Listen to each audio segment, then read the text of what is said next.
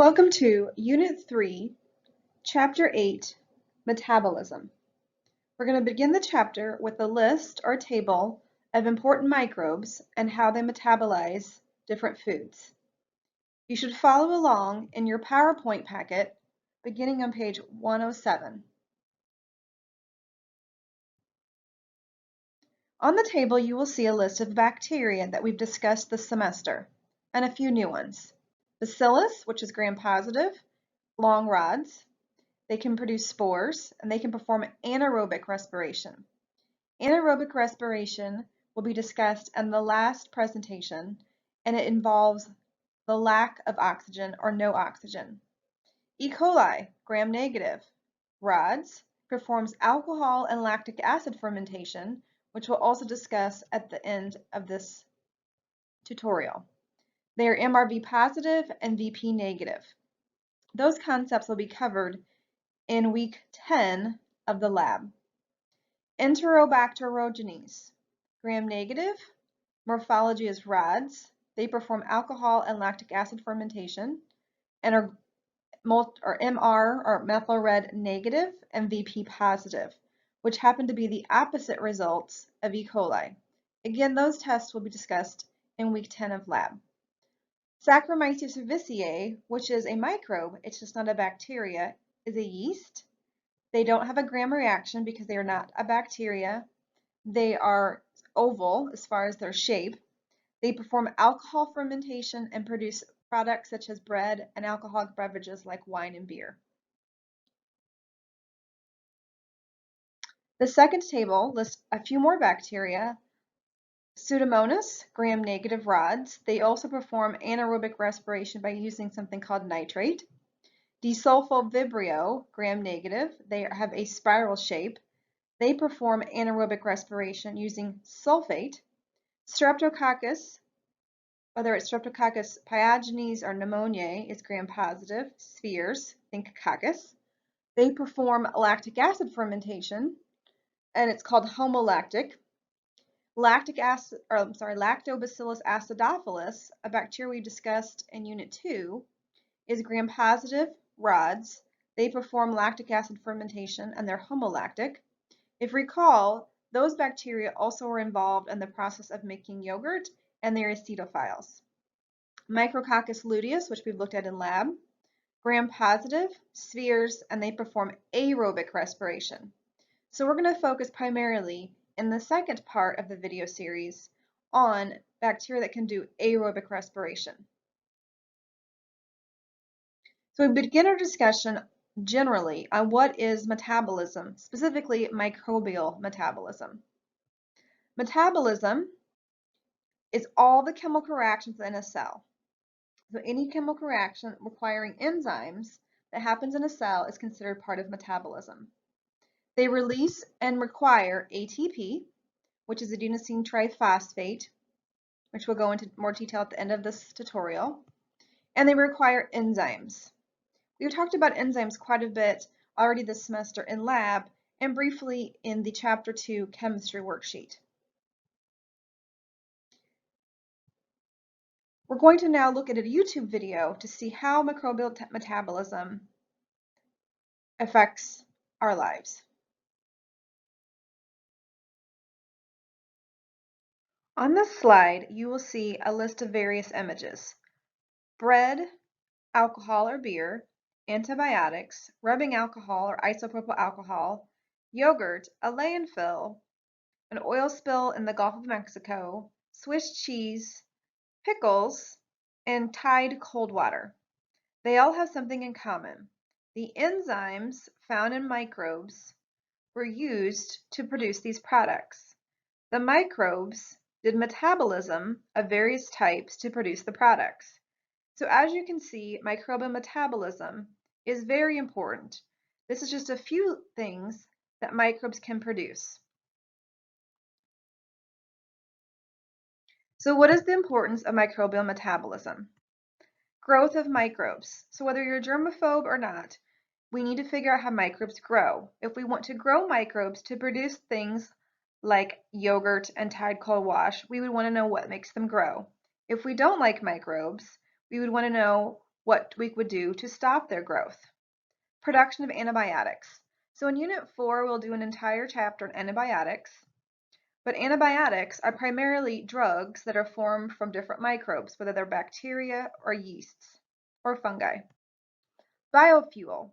So biofuel is very important for the environment. If we can find a way to use microbes to produce a type of gasoline or another alternative to fossil fuels, that would greatly help the environment.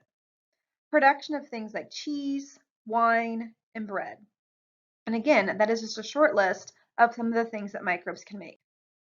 So we need to talk about energy. So what does energy have to do with microbial metabolism?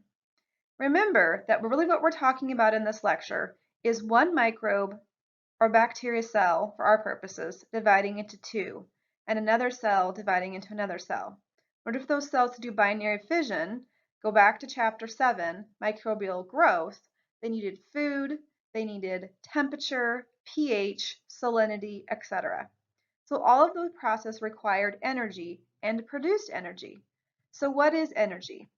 It is the ability to do work.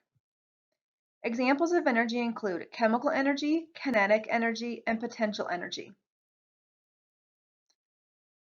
There are several types of metabolism, one of which is catabolism or decomposition. The other is anabolism or synthesis. Let's compare and contrast the two. So catabolism or decomposition is the breakdown of molecules. Just think about when something's decomposing, it's breaking down. When this process occurs, energy is being released. Releasing is exergonic. Think exergonic exit, leaving, releasing. So here we have an example, C6H12O6. That molecule is glucose, and we will discuss that in detail in the aerobic respiration portion of this unit. C6H12O6 means there are 6 carbons, 12 hydrogens, and 6 oxygen. Recall, is this a carbohydrate, protein, lipid, or nucleic acid? Well, the two molecules or macromolecules that contain CH and O are carbohydrates and lipids. How do we tell them apart? The 2-to-1 ratio for hydrogen to oxygen. This has the 2-to-1 ratio. There are twice as many, 12, hydrogens as oxygen, 6, which makes that sugar, glucose, a carbohydrate. So what we're seeing is the breakdown of glucose to CO2 or carbon dioxide plus water. Another example is ATP, adenosine triphosphate. When we break that down, we get ADP, adenosine diphosphate, plus another phosphate. The ATP and the glucose on the left of the arrow are the reactants, and the things on the right of the arrow are the products. At the bottom, you also see this goes in a circle. We build and we break down. Our bodies do this also, just like microbes. Anabolism is a synthesis reaction or energy requiring. They are going to build molecules. They're also called endergonic because energy must go into the reaction. And now we're going to form carbohydrates, proteins, lipids, etc.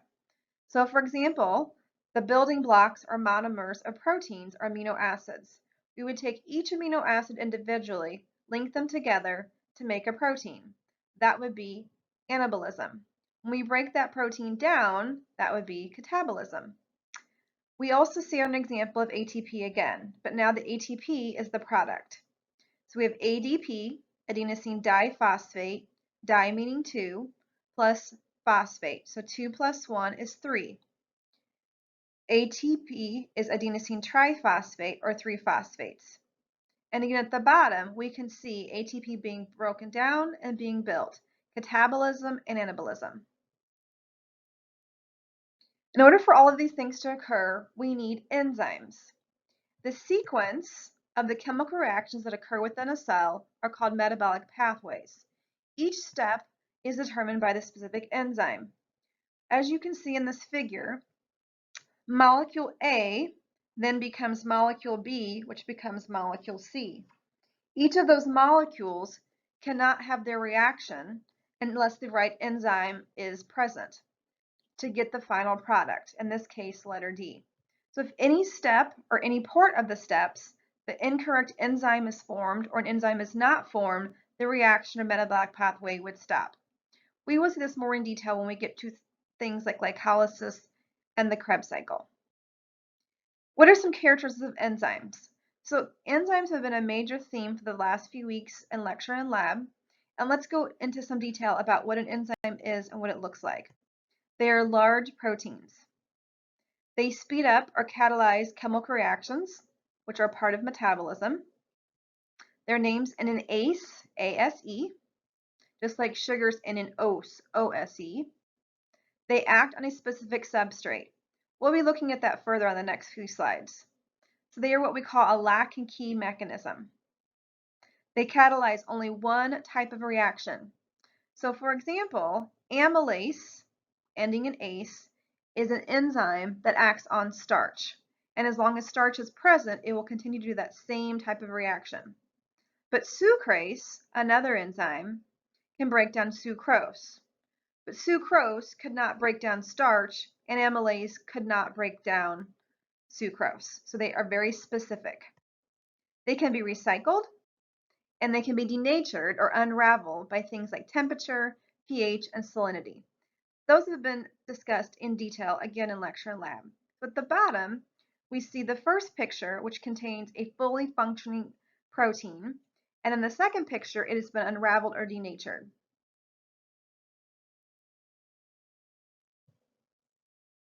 You should also recall that proteins or enzymes contain 4 structural levels: primary, secondary, tertiary, and quaternary, which was discussed in the Chapter 2 chemistry worksheet. In order to be fully functional and active, a protein needs to be at the minimum the tertiary level. So if that level unravels by heat, pH, or salinity, the protein is denatured and will no longer be able to perform chemical reactions. So on this slide, what we're looking at is 2 enzymatic activities based on temperature and pH. The peak is telling us the optimum or where the microbe's metabolism or enzymatic activity is the happiest. So in letter A, temperature, what is the peak? Where is the optimum temperature for enzymatic activity? Good, it's about 38 degrees. So do you recall, if it's 38 degrees for the optimum, what kind of classification for temperature does that make that microbe? Correct, a mesophile. Letter B is showing the pH optimum for a particular microbe, and it is about 5, which makes this particular microbe an acetophile. So various microbes can have various enzymatic activity depending on the microbe. Enzyme structure.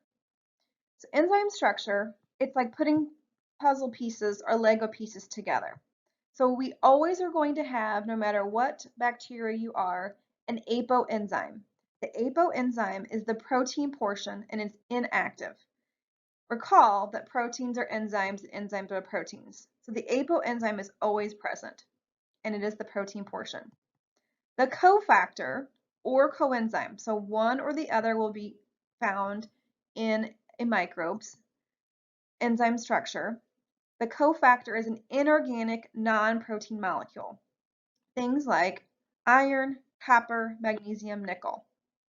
And then the other option is a coenzyme, which is an organic non-protein molecule.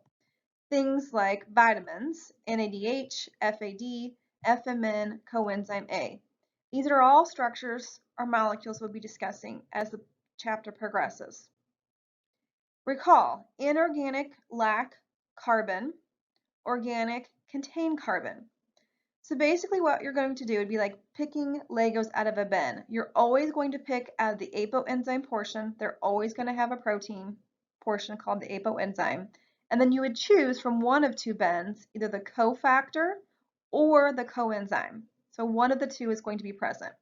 And we're going to put those pieces together on the next slide. So now at the bottom you can see the apoenzyme plus a cofactor or coenzyme. Those pieces fit together and that forms a holoenzyme. Holo means whole, the whole active enzyme with all the pieces matching together, which is the apoenzyme plus the cofactor or coenzyme.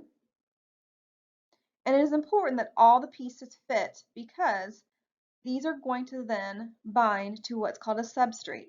Again, these are kind of like puzzle pieces. So if the pieces don't fit, then the substrate won't fit. The enzyme must be a holoenzyme to function. And now let's see how those go together. The substrate is any compound that reacts with an enzyme. And we'll look at a list of examples in the next few slides. The active site is the location on the enzyme where a substrate binds. So see the picture to the right. So we have our enzyme, we have our substrate, and they're going to bind to one another. The enzyme substrate complex is what occurs or what is formed once the two pieces come together. This is called the lock and key mechanism. So the enzyme and the substrate, or the active site and the substrate, all the pieces must fit together. The enzyme is the lock and the substrate is the key. Regulation of enzyme activity. So not all enzymes are produced at the same time or at the same rate, and let's see why.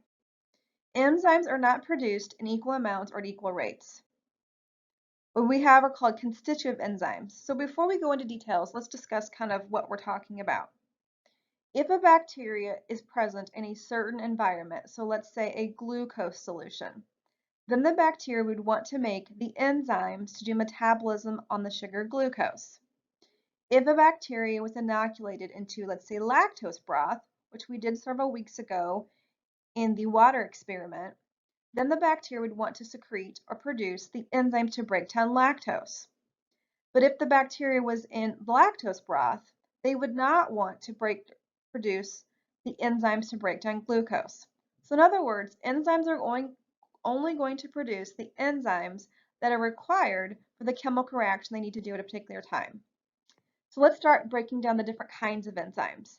Constitutive enzymes are always present and in constant amounts. Enzymes used for glucose metabolism. Most microbes prefer to use glucose as their primary source of energy sugar. Regulated enzymes are only produced when they're needed. So that would be our example, our analogy of lactose. So when the bacteria is in lactose, they would turn on the genes to make the enzymes to break down lactose. Enzymes needed for lactose metabolism. We will discuss this in great detail in the next chapter, Chapter 5, Genetics. Ways enzymes are regulated. Again, it's wasteful to produce something that you don't need. So we have what is called competitive inhibition. So competitive, two things are competing. Inhibition, we're going to turn something off. So before we even look at the words, let's look at the picture. So in letter A, we have our enzyme with its active site. The active site is where the substrate would bind. In letter B, there is something sitting in the active site on the enzyme, which is competing for the substrate. If that competitor is sitting in the active site, that means the substrate cannot bind and therefore the enzyme will not be active, shutting down the system, shutting down metabolism. So this is shaped, so they mimic the substrate. Again, you can see the yellow picture at the bottom, and occupies the enzyme's active site. An example is sulfonamide, which is an antibiotic. Sulfonamide's antibiotic works, in other words, it kills the bacteria by mimicking something called PABA, which you don't need to know, which is a chemical needed for DNA synthesis. So let's kind of break that down. If the antibiotic sulfonamide is a competitive inhibitor, that means the enzyme cannot do its job, form or bind with the substrate, which means the bacteria will stop dividing and it will die.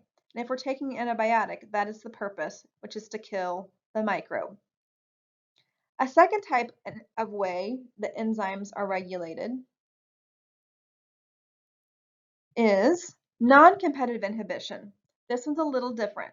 So now what you're going to see, again, that yellow region, is the inhibitor is not sitting in the active site, it's sitting in a different site. And let's see what that's called. It binds to what's called the allosteric site. And you can see that in the picture. And when it does that, it changes the shape of the active site. This alters the shape of the active site, and then the substrate cannot bind. Remember, we're looking at a lock and key, so what we've basically done is just change the shape of the lock. Therefore, the key does not fit. An example is penicillin, which is another antibiotic. So this results in the same idea as the first one, it just where it binds is slightly different. The third option is feedback inhibition. In this story, basically what's happening is we're saying we have enough end product to stop making more of what we already have. Enough end product is produced, which turns off the pathway. So let's think about that. If we have, let's say, 5 million cars in a factory, and everyone decides they're going to ride their bike, no one's no longer going to buy cars, we would want to turn off the machinery to make cars to save money or energy. Same concept. So if a bacteria is placed in a media of, let's say, lactose, and they produce the enzymes to break down and metabolize lactose. Once that lactose is used up, they would turn off the pathways to make the enzymes to break down lactose because it's no longer present by using feedback inhibition. So turning it off when you no longer need it. Examples of enzymes. We have catalase, which again, a lot of these you will see in week 10 of the lab called physiological tests. Catalase ends in ACE. It is an enzyme who breaks down H2O2. H2O2 is hydrogen peroxide. Remember, enzymes are made up of two parts, an apoenzyme plus a cofactor or coenzyme. This is listing the cofactor. For catalase, it happens to be Fe or iron. Oxidase, another enzyme that ends in ACE. It adds electrons to oxygen. Its cofactors are iron and copper. Amylase, that was the one I mentioned previously. Amylase is a very common enzyme used in the biology lab. Its job is to break down or hydrolyze starch. Starch is a polysaccharide made up of many sugars, and its cofactor is zinc. So in other words, if starch is present and amylase is present, the starch will be eaten because the bacteria is able to break it down by using the enzyme amylase. Cofactors are found as trace elements in media, meaning cofactors are found in small amounts in the food that we give the bacteria. Oxidation-reduction reactions. So the purpose of this tutorial is basically an introduction to metabolism. We've now introduced what metabolism is, how enzymes are involved, and now we're going to look at some chemical reactions called redox or oxidation-reduction reactions. These will make more sense when we get into the details of the chemical reactions of aerobic and anaerobic respiration in the next few videos. So let's do an introduction of oxidation-reduction reactions. What are they? They are the addition or removal of electrons. So you need to recall that electrons are found in atoms, they have a negative charge, and they are outside the nucleus of the atom. So we're going to be moving around negative charges. They are always coupled together. These are called redox reactions, re for reduction, ox for oxidation. So what's going to happen is one molecule will give up electrons and the other molecule will receive them. So they have to be coupled together for one to give up and one to receive. So let's go into some detail of how these work. So reduction is the gain of electrons. Again, remember electrons have a negative charge. So if you're getting negative energy, you're going to be reduced. These are more negative because they're gathering those negative electrons. So at the picture at the bottom, what we're seeing is letter A, the yellow circle, has electrons, and it's giving the electrons to letter B. So letter A will be oxidized, have less electrons because it's giving them away, and letter B will be reduced because it's gaining electrons. So oxidation is the removal of electrons, and they become more positive. The removal and moving of electrons creates highly unstable environments. So we have to pair them with something to stabilize the situation. So electron and proton carriers. Their job is to shuttle or move electrons from place to place. So what are they?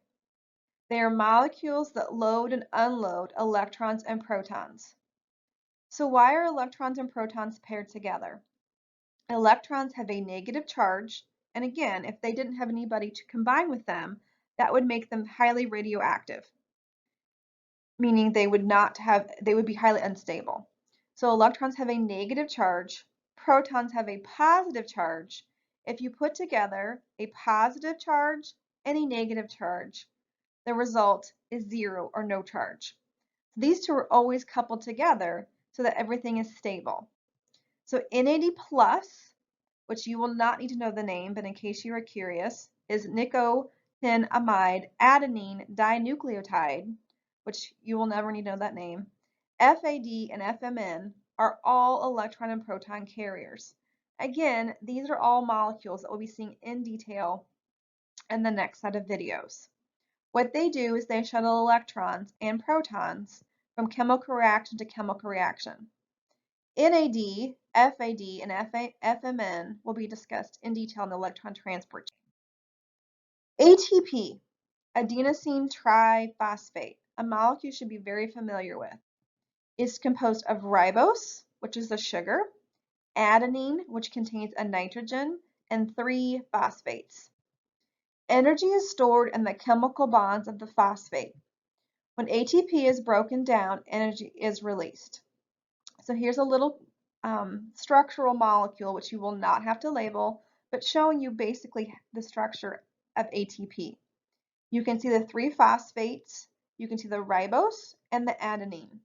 And what happens is, this is potential energy. Energy is stored in those chemical bonds. So when you break those bonds, energy is released.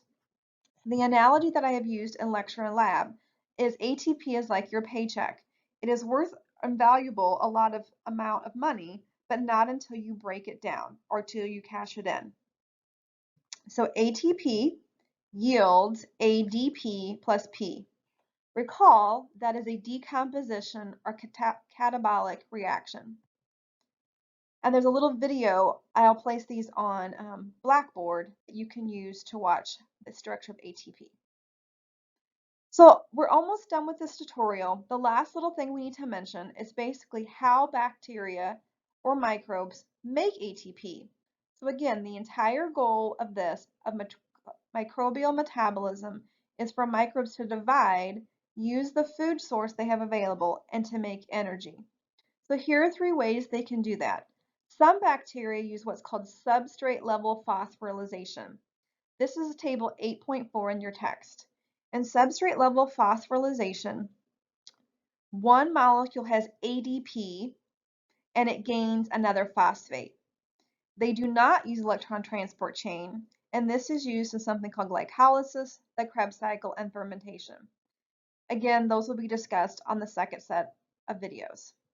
Oxidative phosphorylation is the same process in which ADP is going to gain another phosphate, so in other words 2 plus 1, to form ATP, but it occurs with oxygen, and it uses an electron transport chain. This is used in aerobic and anaerobic electron transport chains. Last but not least, the one that we don't really go into detail, is photophosphorylation. Same concept, ADP gains another phosphate to form ATP, but it's going to use energy from the sun or from light to do this process. Very few, about less than 5% of bacteria are photosynthetic, but there are some that could do photophosphorylation.